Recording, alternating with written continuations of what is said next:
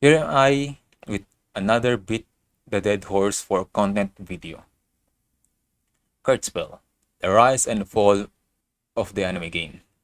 With all the future and recent anime releases like Blue Protocol, PSO2, New Genesis, and Genshin Impact, most anime enthusiasts would wonder what happened to the anime game Kurtzpel where in their anime trailer, a player can create Ram or Sasuke on their own character. In summary, it flopped. I'll explain from the start. As of this current date, some would ask why Grunge is closed. As someone who studied information technology, I feel the reason why is with Grunges to the environment, it limited their possibilities on the game. With the monetization type of Grunges, it didn't yield much results or income as time passed by. Also, the game engine it was running on was old, which is Gamebryo. I do not have the information on what version of Gamebryo it was before its closure, but considering Grand Chase was released on 2003 and was updated since, it would have made sense to create a new game on a new, more modern game engine. I didn't mention Elsword since it had same problem of power creep and over the top grind, hence same problem of Grand Chase. Because of all of that, we have Kurtzpel. My guess is with Kurtzpel, the original idea is to create a new fighting game that would put KOG on the limelight, like what have Grunges had its tournament when it was at its peak, before Twitch somewhat became the giant it is. Since Grunges PC closed its servers one by one from 2013 to 2015. With that, you would know why Kurtzpel is created. Kurtzpel. When searching about the game, one would read the development tab on the wiki stating, when asked what kind of game Kurtzpel is, the director said that it has KOG's proven action formula improved and claimed to cut out any pay-to-win systems.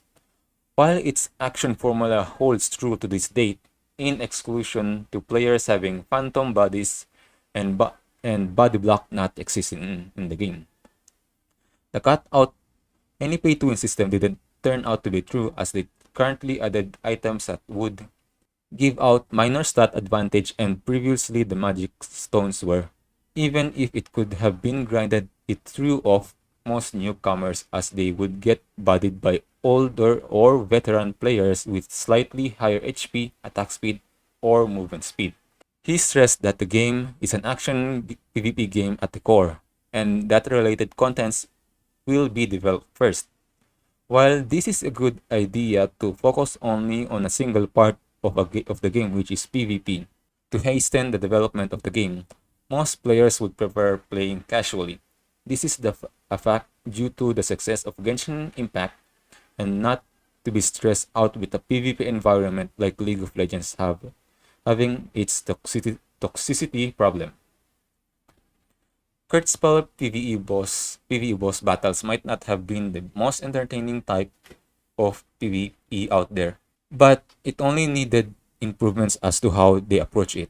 Originally, one could queue up to maximum of 7 boss battles to play PvE, but it had queue problems separating the player base due to different bosses and different accessible PvE difficulty. And some would specifically choose the easiest boss to grind for CP for loot boxes.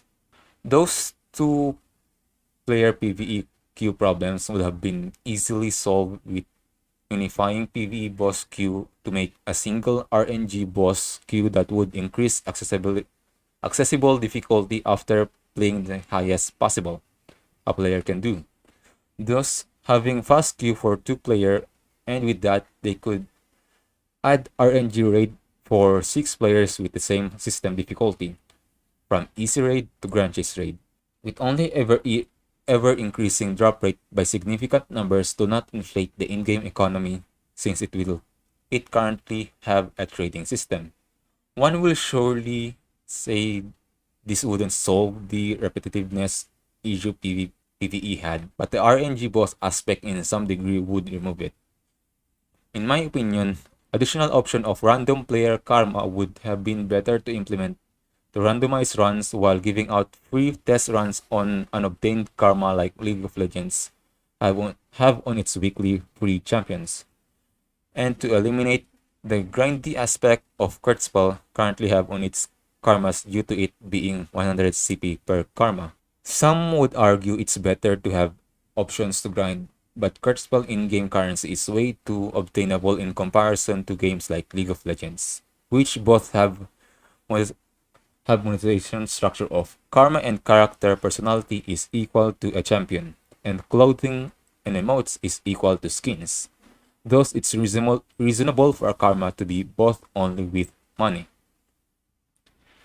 I strayed from PvE a bit, but you get the idea on Kurtzpel monetization.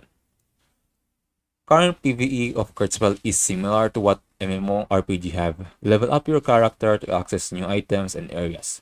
This type of game design is due to developers giving out feeling of progress, which also locks players in a controlled progress to actually finish all content of a game, while trying to monetize it since it's a free-to-play game, unlike both games like God of War. Trying to monetize progress in an ever-updating game will yield little to no results due to a player with more than room temperature IQ will not waste money on an item that will surely be obsolete with future content updates. Progress. In games, progress for PvP usually comes in rank, while for PvE, it usually comes in gears, which for PvE doesn't go well when it keeps power creeping the gear requirement just to access new story, thus keeping new players away from the game in opposite intention of the content update have.